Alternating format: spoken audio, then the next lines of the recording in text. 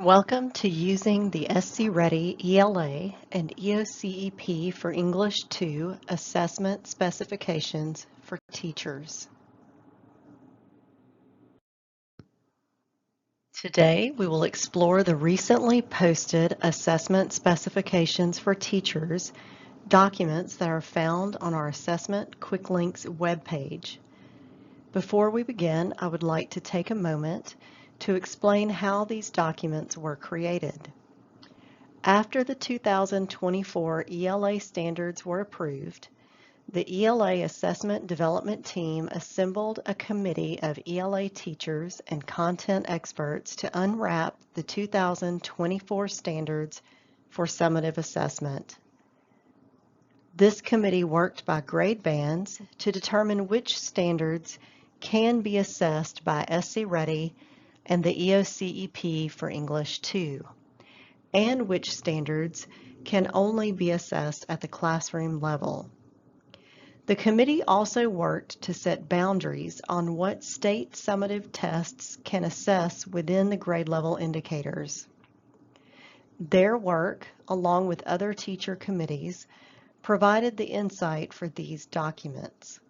Today we will show you how to locate the documents, explain the components of the documents, briefly discuss the standards and profile of the South Carolina graduate, and provide some ways you can use the Assessment Specifications documents. Let's begin by locating the Assessment Specifications documents. All assessment-specific documents for SC Ready and the EOCEP are located on the SCDE's Assessment Quick Links for Teachers page. To locate this page, you can search the term SCDE Assessment Quick Links, or you can use the QR code at the bottom right of the screen. Once you open the page, you will see Applications for Assessment Committees, followed by Test Blueprints. Locate the subheading Test Blueprints and click. Once you open the page, you will see the SC Ready Blueprints followed by the EOCEP Blueprints. If you continue to scroll, you will see the heading New 2024 ELA Assessment Specifications for Teachers. The assessment specifications for the 2024 ELA standards replace the assessment boundaries for the 2015 standards. One difference you will notice is that each grade has its own set of specifications, whereas the 2015 boundaries documents were presented in grade bands.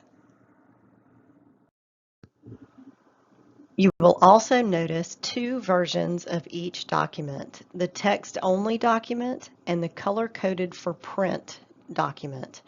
We will be using the color-coded documents today. As we examine the components of the document, you may wish to open one of the grade level documents to follow along. First, let's look at the introductory material.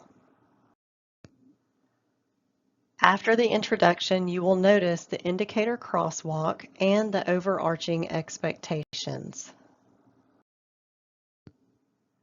The introduction provides a description of the document and outlines its purpose for the SC Ready ELA assessment or the EOCEP for English 2 assessment. Here you will notice the purpose of the assessment specifications is to provide teachers with important information about how we measure the standards. The assessment specifications also serve as a roadmap for ELA teachers to better understand the SC Ready and EOCEP assessments. We will now look at the key information included in the assessment specifications documents. The key information included for each assessed indicator includes evidence statements, assessment limits or content constraints, 2024 academic vocabulary for instruction and assessment, and types of text that may be used on our assessments.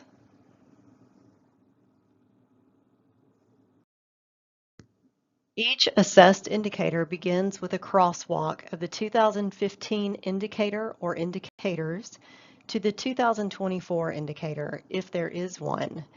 The crosswalks in the assessment specifications documents look very different from the ELA standards crosswalk document because the assessment specifications serve a different purpose than the standards crosswalk.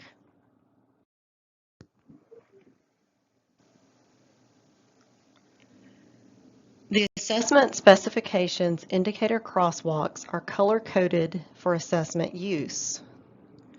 Because the 2024-25 school year is the first year of full implementation of the 2024 ELA standards, we want to support our teachers with an at-a-glance of the changes from the 2015 to 2024 standards. This will allow teachers to examine their current instructional and assessment resources and realign academic language where necessary.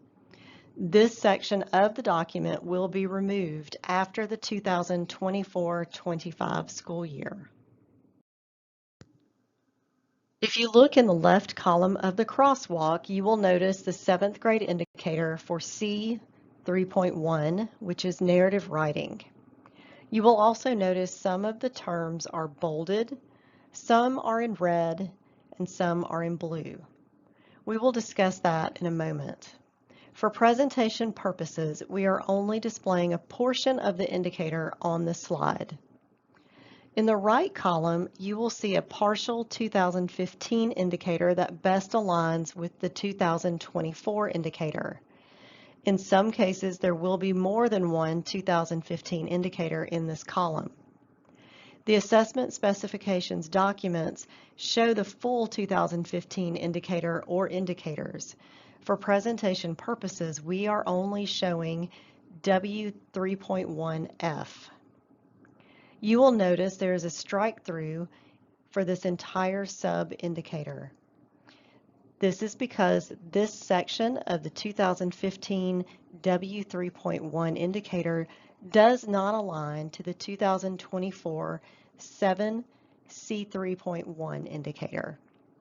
There is no mention of revision in the 2024 narrative indicator because it was moved to its own standard in 2024. It was moved to its own standard because it was repeated in each mode of writing in the 2015 standards, which indicated it was important enough to stand on its own and be paired with other writing standards. Let's take a closer look at the color-coded language in 7C 3.1. In grade 7, these are the terms that are color-coded for narrative writing C 3.1. The terms development and organization appear in bold because they are new to the grade level indicator in 2024. This is also reflected in the ELA vertical articulation document.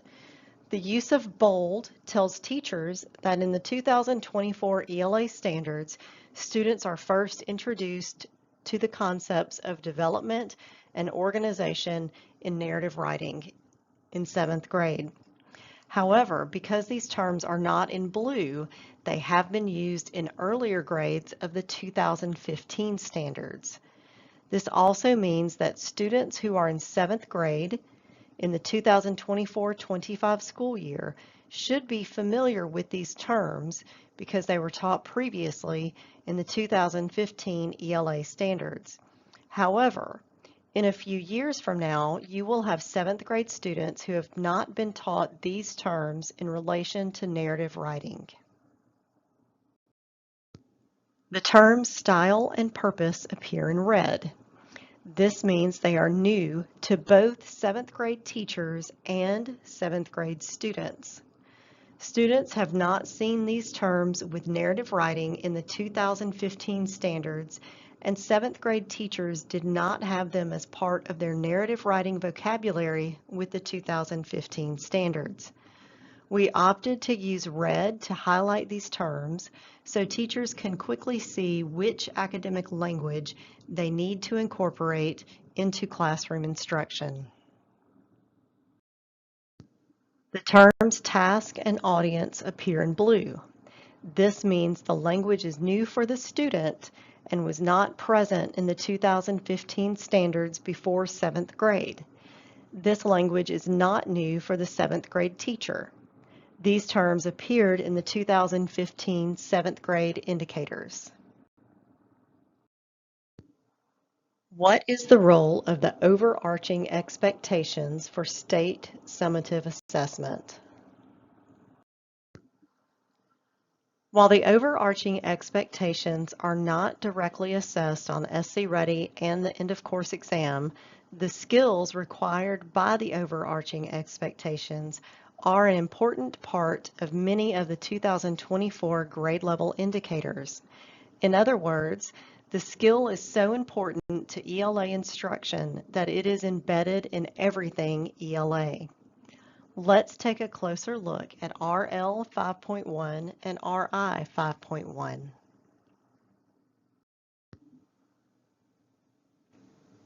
In ELA 8 AOR 1.1, 8th grade students are expected to analyze how key elements impact a text. While this directly aligns with RL 8.1, because dialogue, incidents, and character are key elements, this also aligns with RL 5.1. The process of text analysis requires students to make inferences about a text. Inference is embedded within the analysis. This is why the skills of RL 5.1 are in the overarching expectations. Another way to think about this is to consider if your administrator asked you to write on the board which indicators you are teaching each day. When teaching literary text, you could write RL 5.1 on the board every day, and it would cover the skills of analyzing literary text. This is why it is now an overarching expectation. The same rule of thumb applies to RI 5.1.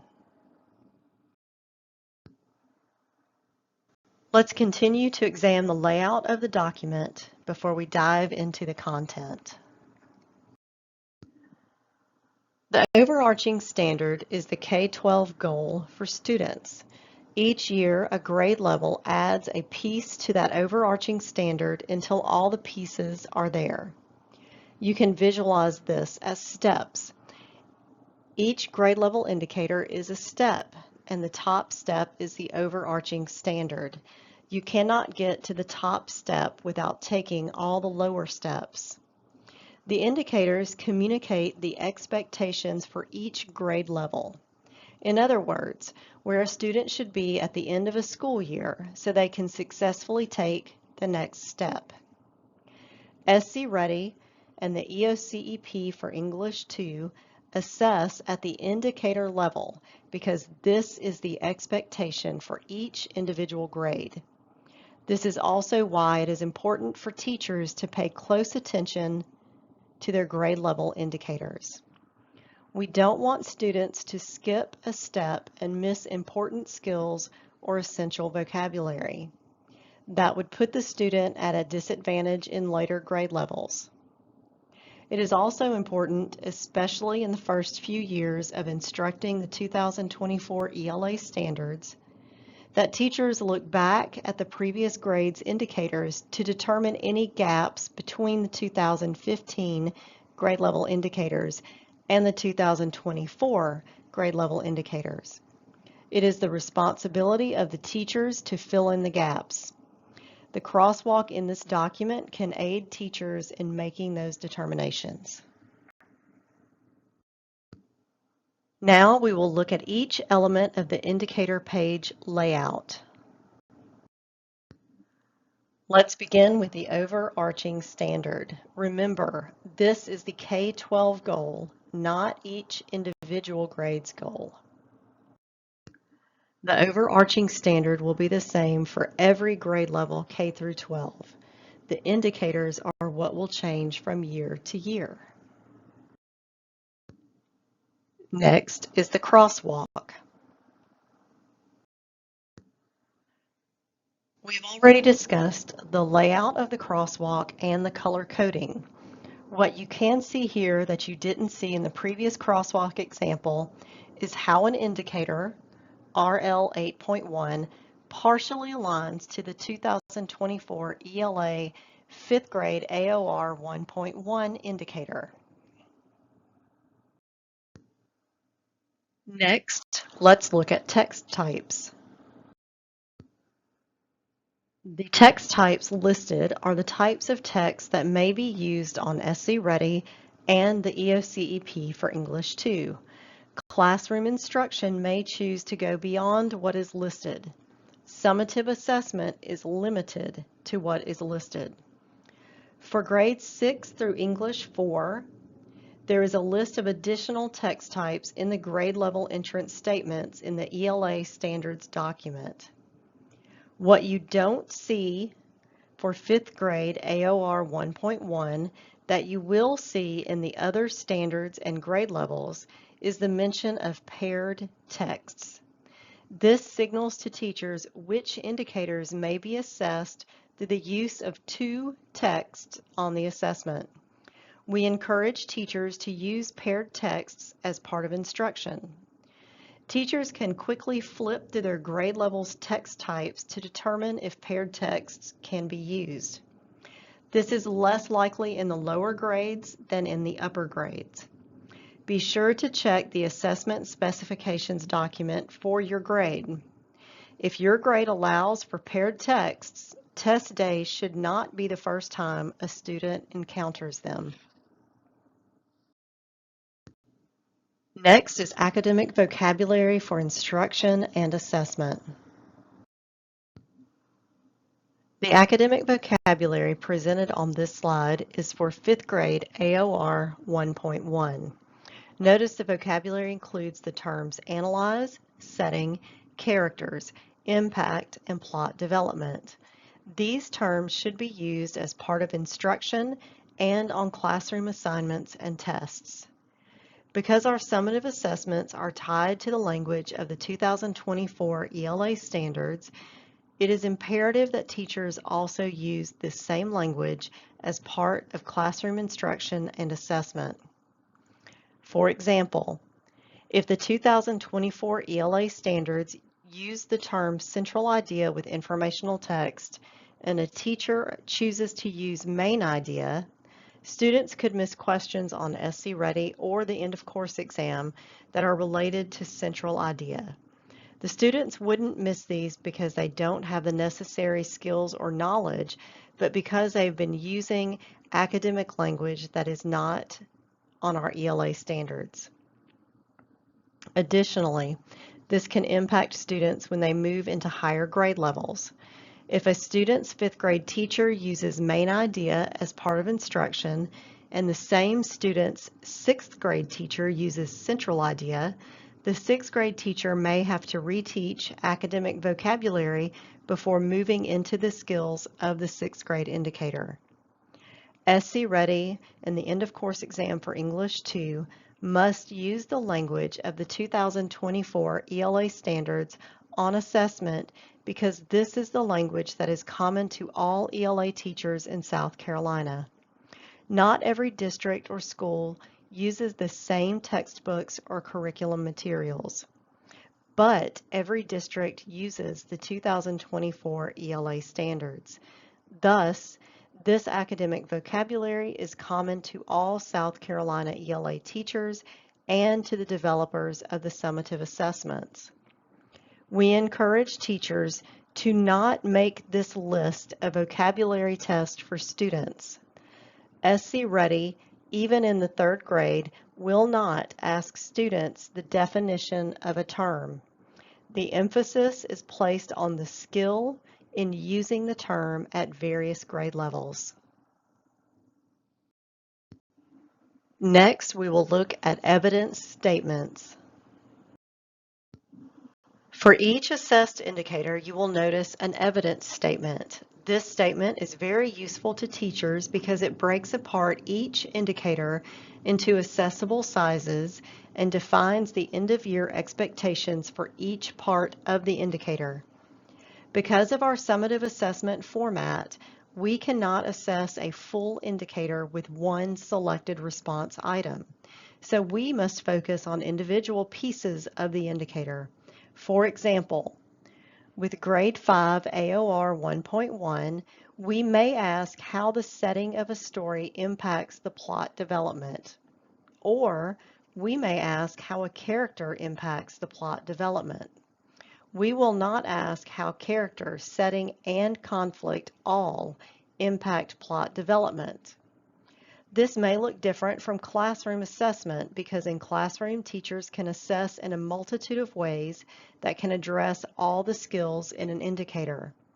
For example, a student may write a short essay explaining how the development of the plot is impacted by setting, character, and conflict. Or a student may be asked to build a presentation showing how these elements interact. The evidence statements also allow teachers to better understand each component of an indicator and how those components may work together. Lastly, we have the assessment limits and content constraints. If you are familiar with the 2015 Assessment Boundaries documents, this section is similar to the information presented in those documents. The assessment limits and constraints specify what we can assess on state summative assessment, provides guidance on the different ways we may assess individual pieces of the indicator, and in some cases what we cannot assess on state summative assessment.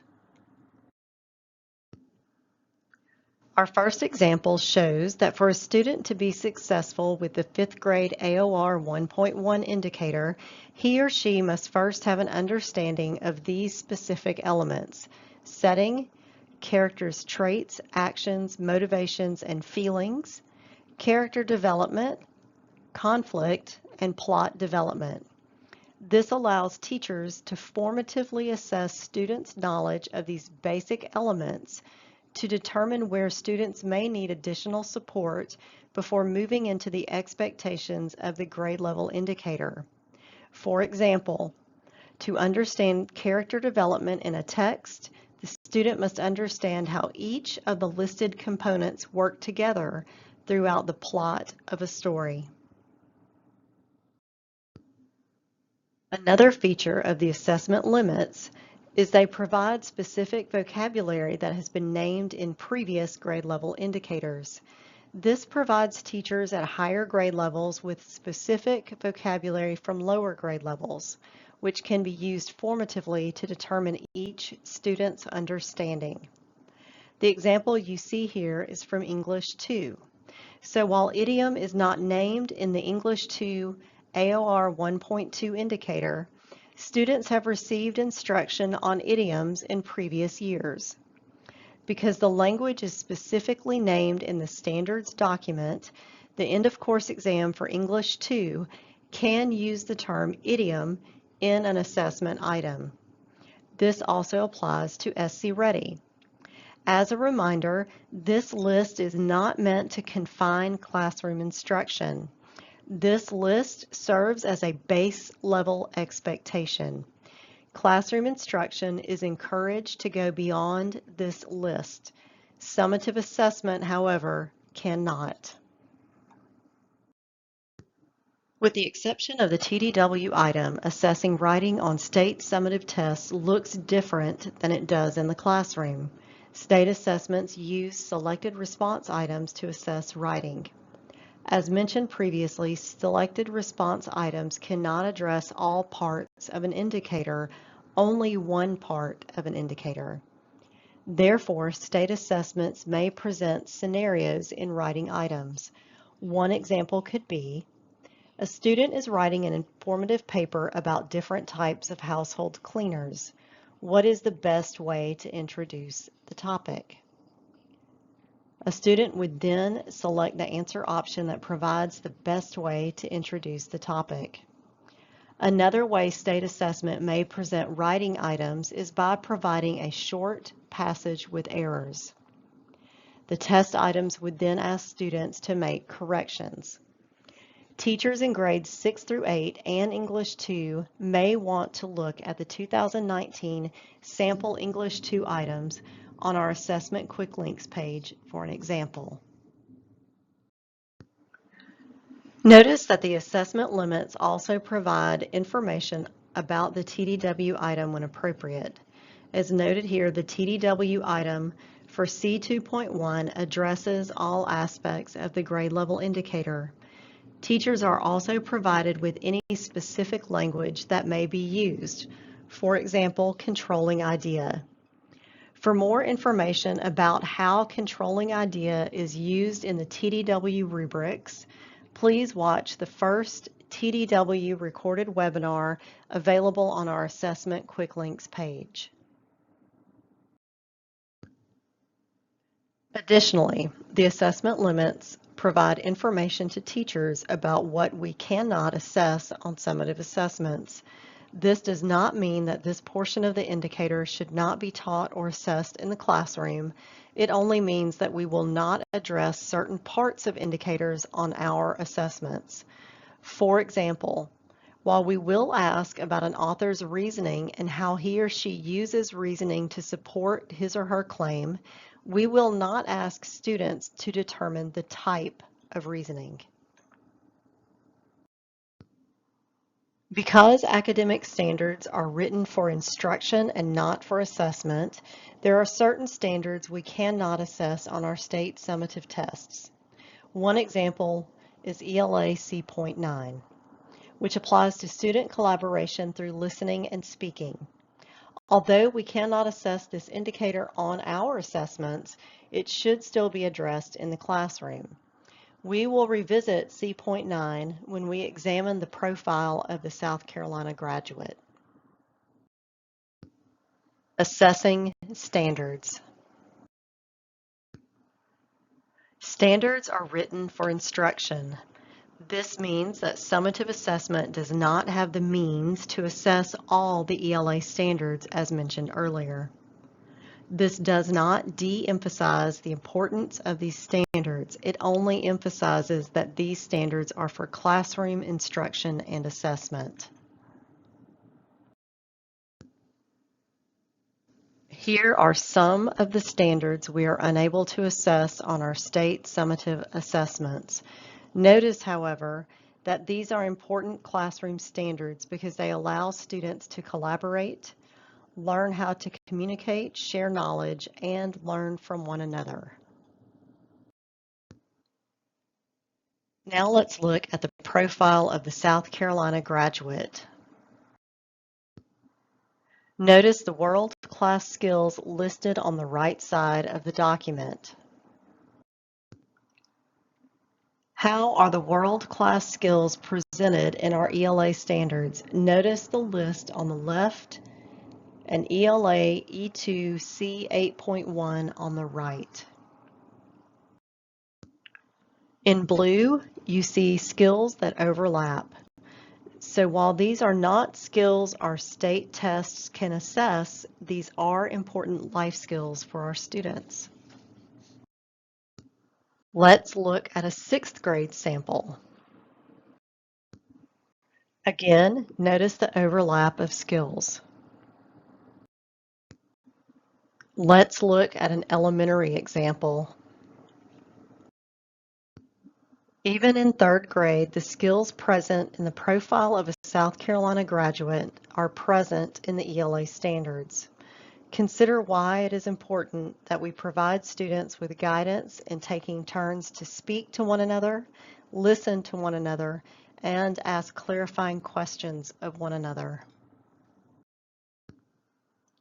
There are no power standards within the 2024 ELA standards. The standards are all an equally important part of classroom instruction and student learning. Because of the limitations of what we can do on state summative assessments, we are unable to assess some of the ELA standards. These standards, however, are still a vital part of classroom instruction and skills needed to meet the profile of the South Carolina graduate. Now that we have examined the parts of the assessment specifications documents and how they function, let's explore the usefulness of the documents. We mentioned earlier that teachers can use the academic vocabulary as a way to pre-assess students and provide support where needed.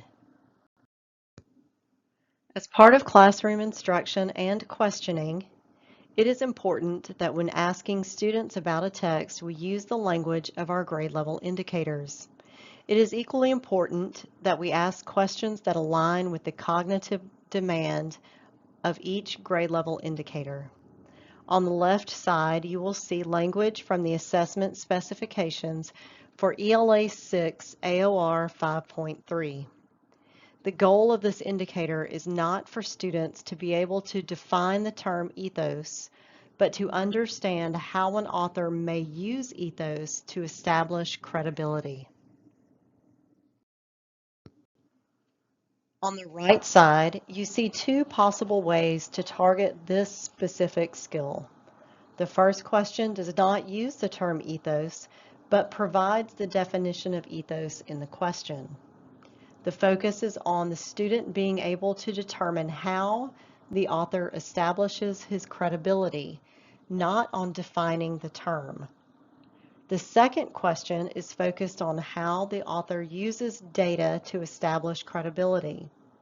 This is different from the first question because it provides a source of information used by the author and asks the student to determine how the author uses it for the purpose of showing herself to be knowledgeable on the topic. Notice the two questions presented on the right use the language of the indicator. Data is presented in the full document, but not in the sample. The assessment specifications document provides teachers with the academic vocabulary for each indicator.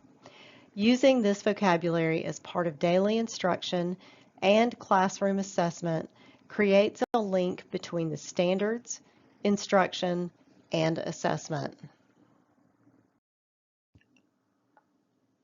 In this 5th grade example, students are expected to explain how the point of view influences how events are described. Notice that the expectation is not for students to simply identify the point of view, but to examine the relationship between narrator, text, and reader. On the right, the first sample question asks how the use of a first-person narrator impacts the reader. While conflict is not listed in the sample on the left, it is an element familiar to 5th grade students. This question is asking students to determine how one element, point of view, impacts what the reader learns about another element, conflict. The second example asks students to consider how the story would change if the narrator was outside the story instead of inside the story. This requires students to examine what a first-person narrator may or may not know as compared to a third-person narrator and how that would affect what the reader knows. Again, notice the shared academic language.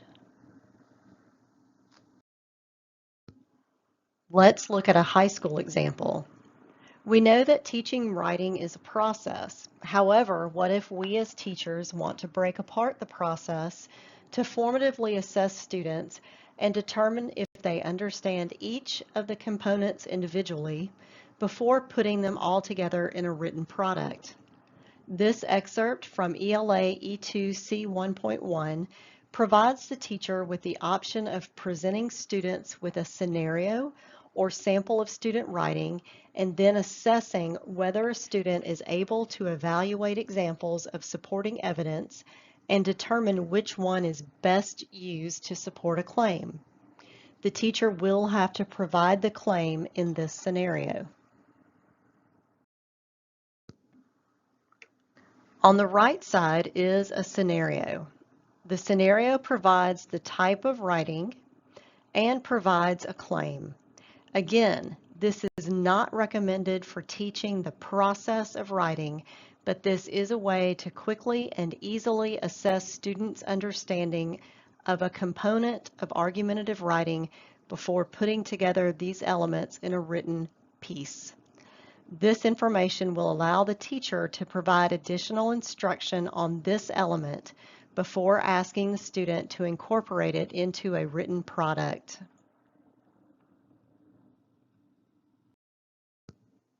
Again, the use of common academic vocabulary is vital for students to have shared language from instruction to assessment and from one grade to the next.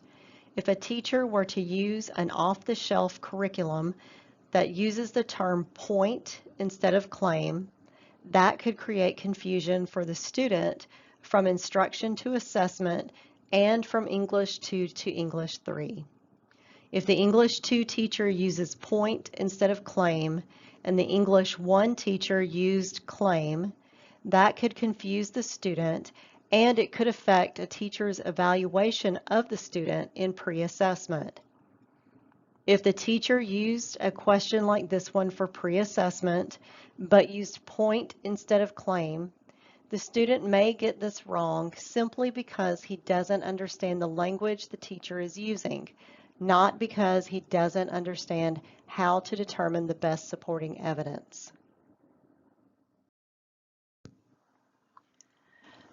The formative examples show how a teacher can use the assessment specifications to determine where a student is in his or her skill level relative to the grade level indicators. What happens if a teacher uses these formative questions and discovers that some students are not where they need to be and need extra support to build to that level? This is where scaffolding questions can help. This fourth grade indicator expects that students can read a section of text, determine which type or types of figurative language is being used, and explain how the figurative language used impacts the text.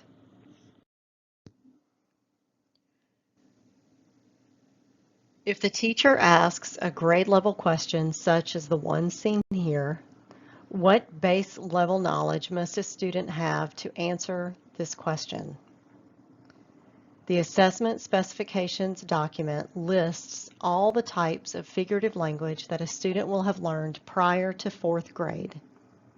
Remember that this is just a base level list, and instruction can go beyond the elements of this list.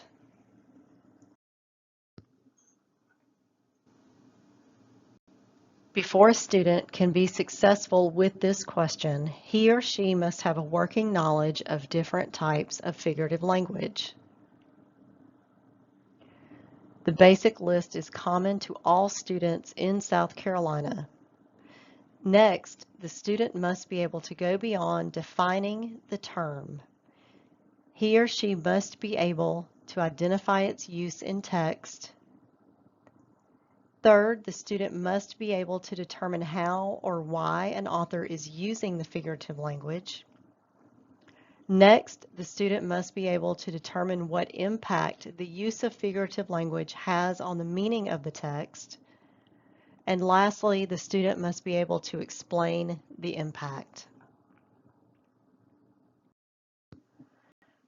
Presented here are 3 possible scaffolds to use with students who need support getting to the level of the grade level expectation. The teacher can begin with basic identification questions where a student simply identifies examples of specific types of figurative language in a text. Instead of asking students to memorize the definitions, provide the student with a list of the terms and their definitions. Allow the student to use the list as he or she works to identify examples. Only provide a list of the terms that are used within the provided text. Once a student is able to identify, move to the next level by asking specific details about the type of figurative language. Here you see an example used with personification. The next step is to ask students to make connections.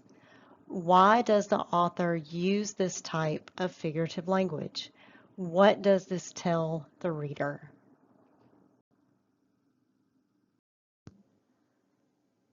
We have just shared two possible ways to use the assessment specifications documents. The next question is, what assessment resources are available now and what resources will be added in the future? All assessment resources are housed on the Assessment Quick Links webpage. Currently available for teachers in ELA, we have the TDW scoring rubrics, the TDW writers checklists, and one recorded TDW webinar about the TDW rubrics. We also have the assessment blueprints and the assessment specifications documents. Coming later this fall, we will have a released TDW item and scored student sample papers for grades 3, 6, 8, and English 2. During the 2025-26 school year, we will release sample select response items for SC Ready and the end of course exam for English 2.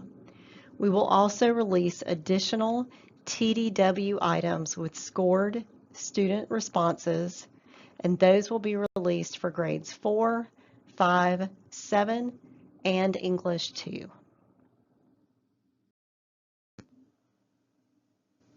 If you have assessment questions, please reach out to Dima or Rebecca.